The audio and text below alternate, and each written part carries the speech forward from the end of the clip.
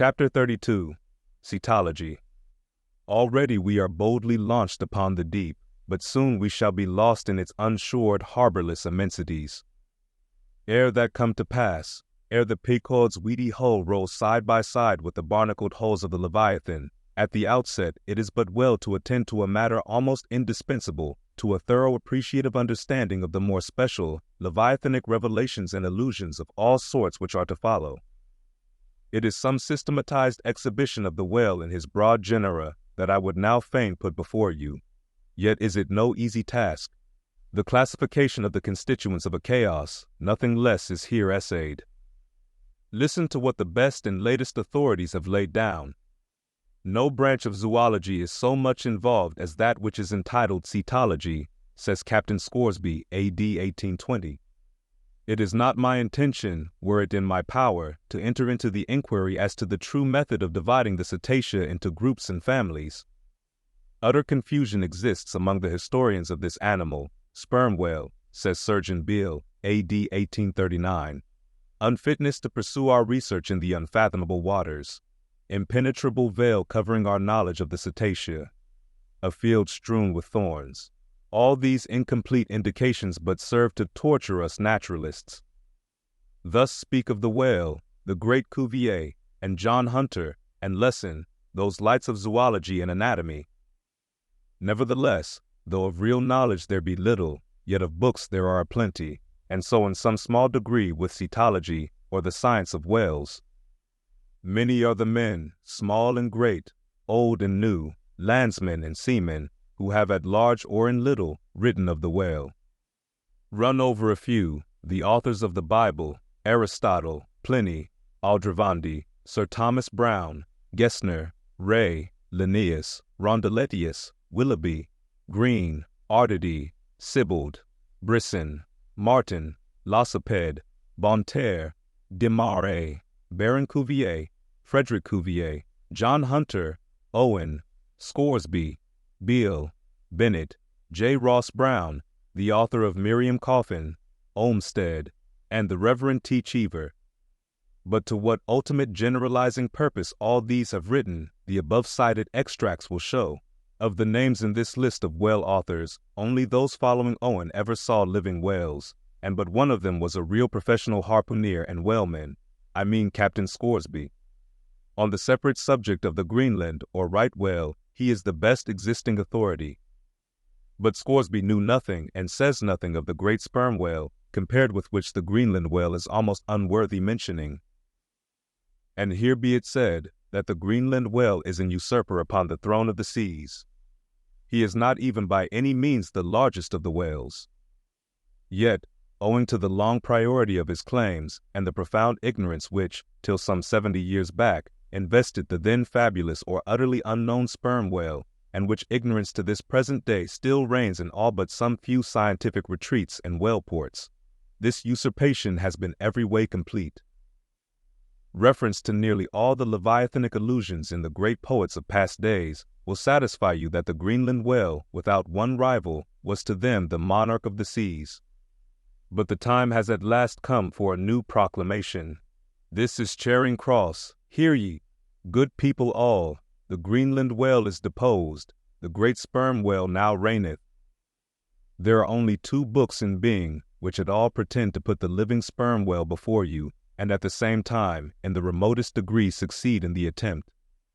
Those books are Beale's and Bennett's, both in their time surgeons to English South Sea whale ships, and both exact and reliable men. The original matter touching the sperm whale to be found in their volumes is necessarily small, but so far as it goes, it is of excellent quality, though mostly confined to scientific description. As yet, however, the sperm whale, scientific or poetic, lies not complete in any literature. Far above all other hunted whales, his is an unwritten life. Now the various species of whales need some sort of popular comprehensive classification, if only an easy outline one for the present, hereafter to be filled in all its departments by subsequent laborers. As no better man advances to take this matter in hand, I hereupon offer my own poor endeavors.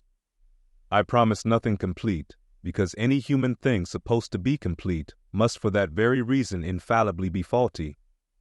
I shall not pretend to a minute anatomical description of the various species, or, in this place at least, to much of any description. My object here is simply to project the draft of a systematization of cetology. I am the architect, not the builder. But it is a ponderous task. No ordinary letter sorter in the post office is equal to it. To grope down into the bottom of the sea after them, to have one's hands among the unspeakable foundations, ribs, and very pelvis of the world, this is a fearful thing. What am I that I should essay to hook the nose of this Leviathan? The awful tauntings in Job might well appall me. Will he, the Leviathan, make a covenant with thee? Behold, the hope of him is vain.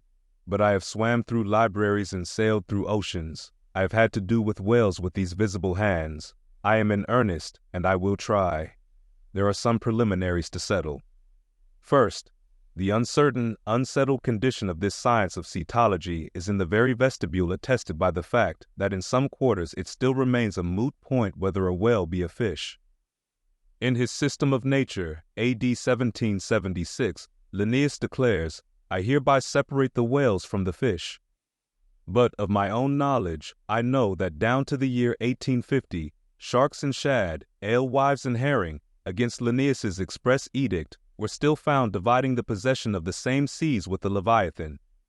The grounds upon which Linnaeus would fain have banished the whales from the waters, he states as follows, on account of their warm bilocular heart, their lungs, their movable eyelids, their hollow ears, penem intrantum feminam mammis lactantum, and finally, ex lege nature juri meritoque. I submitted all this to my friends, Simeon Macy and Charlie Coffin of Nantucket, both messmates of mine in a certain voyage, and they united in the opinion that the reasons set forth were altogether insufficient. Charlie profanely hinted they were humbug.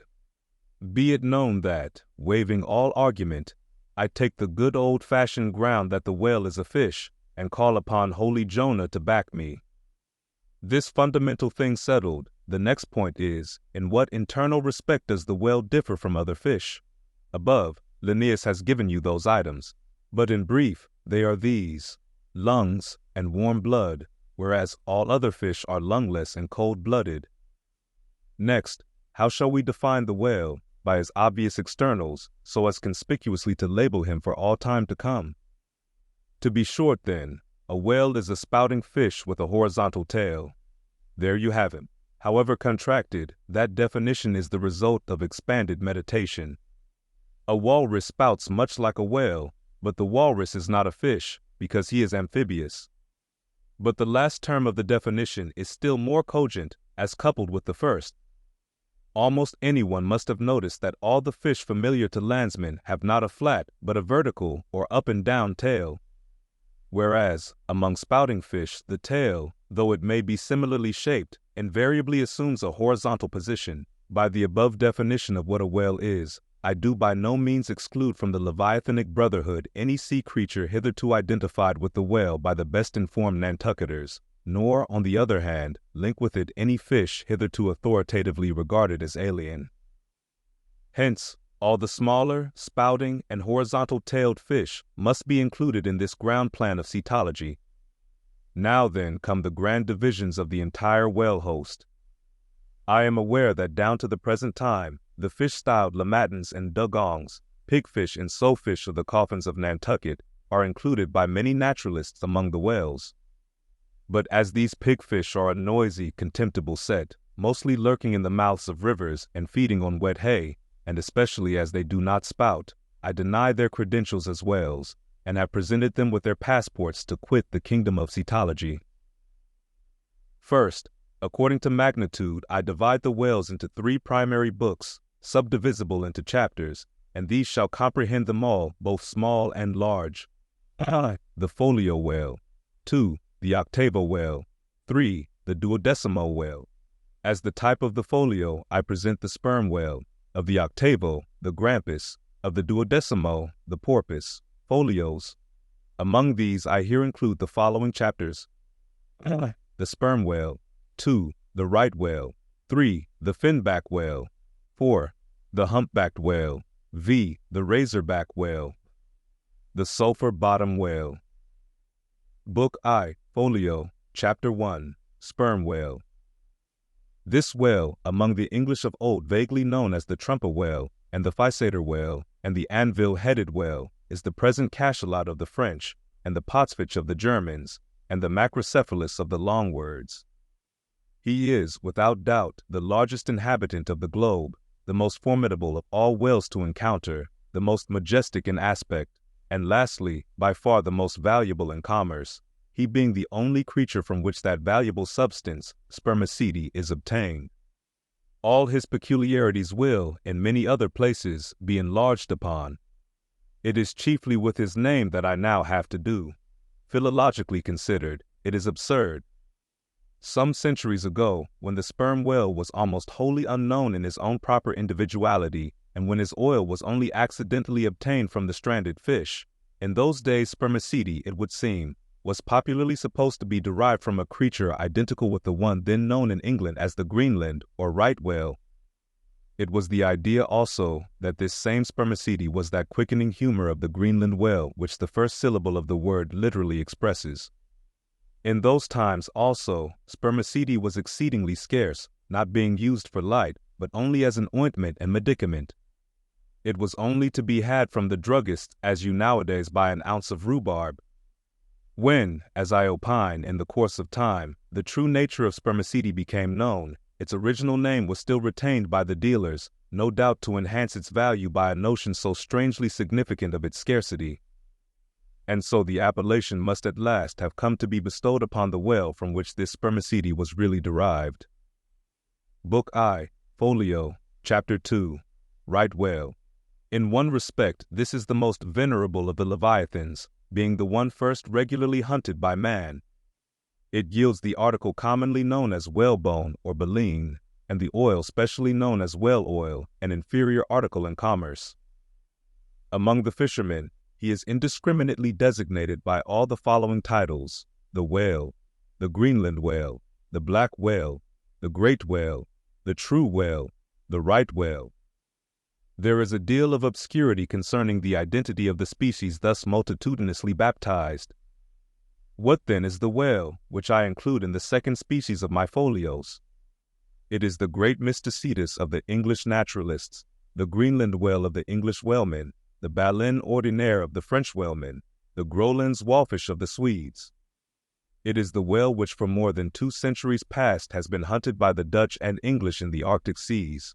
It is the whale which the American fishermen have long pursued in the Indian Ocean, on the Brazil banks, on the Northwest coast, and various other parts of the world, designated by them right whale cruising grounds. Some pretend to see a difference between the Greenland whale of the English and the right whale of the Americans. But they precisely agree in all their grand features, nor has there yet been presented a single determinate fact upon which to ground a radical distinction.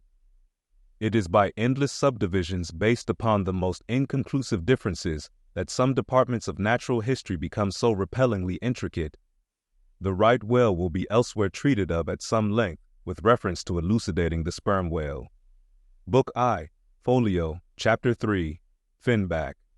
Under this head I reckon a monster which, by the various names of finback, tall spout, and long john, has been seen almost in every sea, and is commonly the whale whose distant jet is so often described by passengers crossing the Atlantic in the New York packet tracks. In the length he attains, and in his baleen, the finback resembles the right whale, but is of a less portly girth, and a lighter color, approaching to olive. His great lips present a cable-like aspect, formed by the intertwisting slanting folds of large wrinkles. His grand distinguishing feature, the fin, from which he derives his name, is often a conspicuous object. This fin is some 3 or 4 feet long, growing vertically from the hinder part of the back, of an angular shape, and with a very sharp pointed end. Even if not the slightest other part of the creature be visible, this isolated fin will, at times, be seen plainly projecting from the surface. When the sea is moderately calm and slightly marked with spherical ripples, and this gnomon-like fin stands up and casts shadows upon the wrinkled surface, it may well be supposed that the watery circle surrounding it somewhat resembles a dial, with its style and wavy hour lines graved on it. On that Ahaz dial the shadow often goes back. The finback is not gregarious. He seems a whale-hater, as some men are man-haters. Very shy, always going solitary, unexpectedly rising to the surface in the remotest and most sullen waters, his straight and single lofty jet rising like a tall misanthropic spear upon a barren plain, gifted with such wondrous power and velocity in swimming as to defy all present pursuit from man. This Leviathan seems the banished and unconquerable Cain of his race, bearing for his mark that style upon his back. From having the baleen in his mouth, the finback is sometimes included with the right whale among a theoretic species denominated whalebone whales, that is, whales with baleen. Of these so-called whalebone whales, there would seem to be several varieties, most of which, however, are little known. Broad-nosed whales and beaked whales, pike-headed whales, bunched whales, under-jawed whales, and rostrated whales are the fishermen's names for a few sorts. In connection with this appellative of whalebone whales, it is of great importance to mention that however such a nomenclature may be convenient in facilitating allusions to some kind of whales, yet it is in vain to attempt a clear classification of the Leviathan, founded upon either his baleen, or hump, or fin, or teeth, notwithstanding that those marked parts or features very obviously seem better adapted to afford the basis for a regular system of cetology than any other detached bodily distinctions which the whale, in his kinds, presents. How then? The baleen, hump, back fin, and teeth, these are things whose peculiarities are indiscriminately dispersed among all sorts of whales, without any regard to what may be the nature of their structure in other and more essential particulars. Thus, the sperm whale and the humpbacked whale, each has a hump, but there the similitude ceases.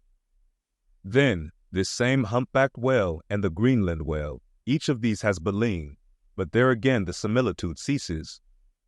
And it is just the same with the other parts above mentioned. In various sorts of whales, they form such irregular combinations, or, in the case of any one of them detached, such an irregular isolation, as utterly to defy all general methodization formed upon such a basis. On this rock every one of the whale naturalists has split. But it may possibly be conceived that, in the internal parts of the whale, in his anatomy, there at least, we shall be able to hit the right classification. Nay, what thing, for example, is there in the Greenland whale's anatomy more striking than his baleen? Yet we have seen that by his baleen it is impossible correctly to classify the Greenland whale. And if you descend into the bowels of the various leviathans, why there you will not find distinctions of 50th part as available to the systematizer as those external ones already enumerated. What then remains? Nothing but to take hold of the whales bodily in their entire liberal volume, and boldly sort them that way. And this is the bibliographical system here adopted, and it is the only one that can possibly succeed, for it alone is practicable. To proceed. Book I, Folio, Chapter 4, Humpback. This whale is often seen on the Northern American coast. He has been frequently captured there and towed into harbor. He has a great pack on him like a peddler, or you might call him the elephant and castle whale. At any rate, the popular name for him does not sufficiently distinguish him, since the sperm whale also has a hump, though a smaller one. His oil is not very valuable. He has baleen. He is the most gamesome and light-hearted of all the whales, making more gay foam and white water generally than any other of them. Book I, Folio, Chapter 5, Razorback. Of this whale little is known but his name. I have seen him at a distance off Cape Horn. Of a retiring nature, he eludes both hunters and philosophers. Though no coward, he has never yet shown any part of him but his back, which rises in a long, sharp ridge. Let him go. I know little more of him, nor does anybody else. Book I, Folio, Chapter 6, Sulphur Bottom. Another retiring gentleman with a brimstone belly, doubtless got by scraping along the Tartarian tiles in some of his profounder divings. He is seldom seen, at least I have never seen him except in the remoter southern seas, and then always at too great a distance to study his countenance. He is never chased. He would run away with rope walks of line. Prodigies are told of him. Adieu, Sulphur Bottom. I can say nothing more that is true of ye, nor can the oldest Nantucketer. Thus ends Book I, Folio, and now begins Book II, Octavo. Octavos. These embrace the whales of middling magnitude, among which present may be numbered the grampus, 2. the blackfish, 3. the narwhal, 4. the thrasher, v. the killer. Why this book of whales is not denominated the quarto is very plain. Because, while the whales of this order, though smaller than those of the former order, nevertheless retain a proportionate likeness to them in figure, yet the bookbinder's quarto volume in its dimensioned form does not preserve the shape of the folio volume, but the octavo volume does. Book 2, Octavo, Chapter 1, Grampus. Though this fish, whose loud sonorous breathing, or rather blowing, has furnished a proverb to landsmen, is so well known a denizen of the deep, yet is he not popularly classed among whales. But possessing all the grand distinctive features of the Leviathan, most naturalists have recognized him for one. He is of moderate octavo size, varying from 15 to 25 feet in length, and of corresponding dimensions round the waist. He swims in herds. He is never regularly hunted, though his oil is considerable in quantity and pretty good for light. By some fishermen, his approach is regarded as premonitory of the advance of the great sperm whale. Book 2, Octavo, Chapter 2, Blackfish. I give the popular fishermen's names for all these fish, for generally they are the best. Where any name happens to be vague or inexpressive, I shall say so, and suggest another. I do so now, touching the blackfish, so called because blackness is the rule among almost all whales. So call him the hyena whale if you please.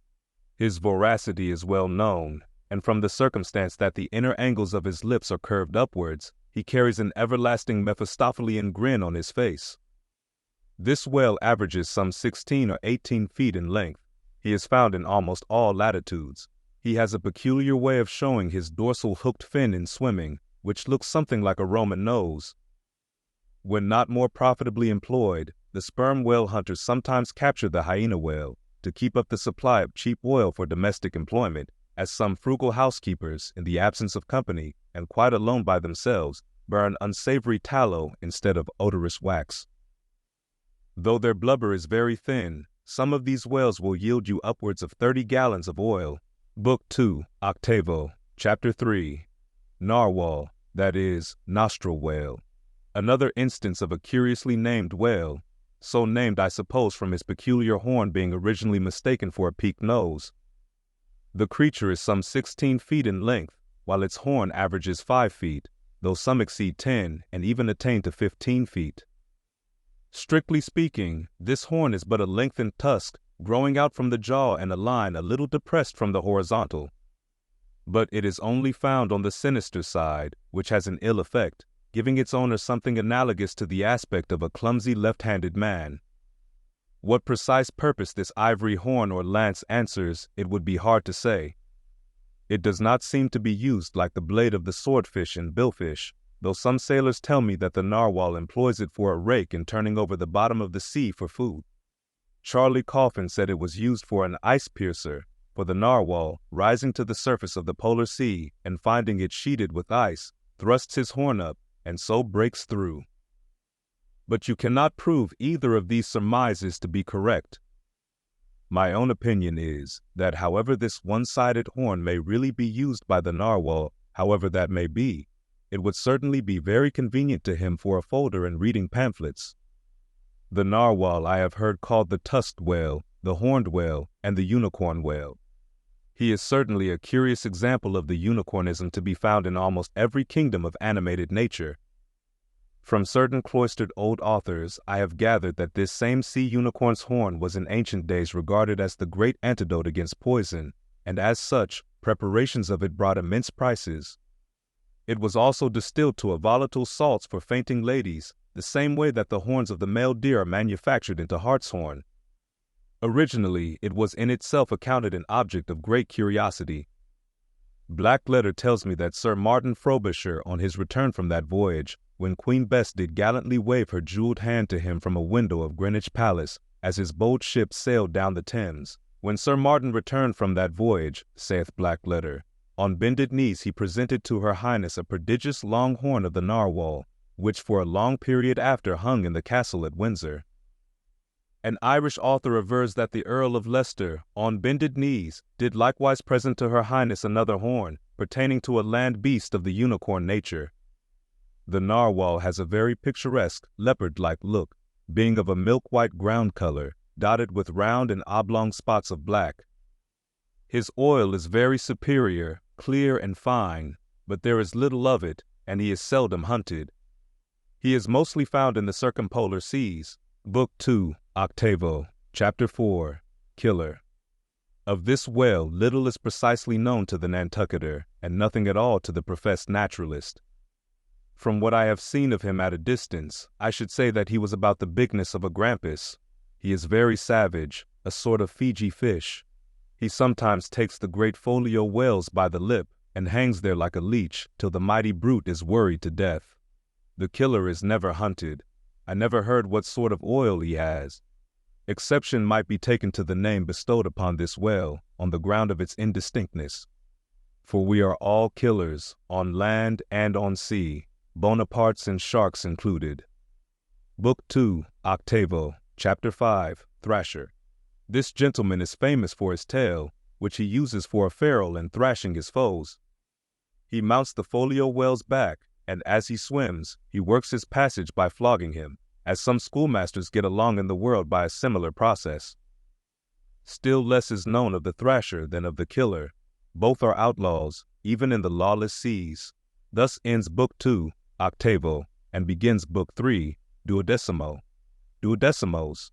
These include the smaller whales. I, the huzzah porpoise. 2, the Algerine porpoise. 3, the mealy-mouthed porpoise. To those who have not chanced specially to study the subject, it may possibly seem strange that fishes not commonly exceeding 4 or 5 feet should be marshaled among whales, a word which, in the popular sense, always conveys an idea of hugeness. But the creatures set down above as duodecimos are infallibly whales, by the terms of my definition of what a whale is, i.e., a spouting fish with a horizontal tail. Book 3, 12mo, Chapter 1. Huzzah porpoise. This is the common porpoise found almost all over the globe. The name is of my own bestowal, for there are more than one sort of porpoises, and something must be done to distinguish them. I call him thus because he always swims in hilarious shoals, which upon the broad sea keep tossing themselves to heaven like caps in a 4th of July crowd. Their appearance is generally hailed with delight by the mariner. Full of fine spirits, they invariably come from the breezy billows to windward. They are the lads that always live before the wind. They are accounted a lucky omen. If you yourself can withstand 3 cheers at beholding these vivacious fish, then heaven help ye, the spirit of godly gamesomeness is not in ye. A well-fed, plump huzzah porpoise will yield you 1 good gallon of good oil. But the fine and delicate fluid extracted from his jaws is exceedingly valuable. It is in request among jewelers and watchmakers. Sailors put it on their hones. Porpoise meat is good eating, you know. It may never have occurred to you that a porpoise spouts. Indeed, his spout is so small that it is not very readily discernible. But the next time you have a chance, watch him, and you will then see the great sperm whale himself in miniature. Book 3, 12mo, Chapter 2. Algerine porpoise. A pirate, very savage. He is only found, I think, in the Pacific. He is somewhat larger than the huzzah porpoise, but much of the same general make. Provoke him, and he will buckle to a shark. I have lowered for him many times, but never yet saw him captured. Book 3, 12mo, Chapter 3, Mealy-mouthed porpoise. The largest kind of porpoise, and only found in the Pacific so far as it is known. The only English name by which he has hitherto been designated is that of the fishers, right whale porpoise, from the circumstance that he is chiefly found in the vicinity of that folio. In shape, he differs in some degree from the huzzah porpoise, being of a less rotund and jolly girth. Indeed, he is of quite a neat and gentlemanlike figure. He has no fins on his back. Most other porpoises have. He has a lovely tail and sentimental Indian eyes of a hazel hue, but his mealy mouth spoils all.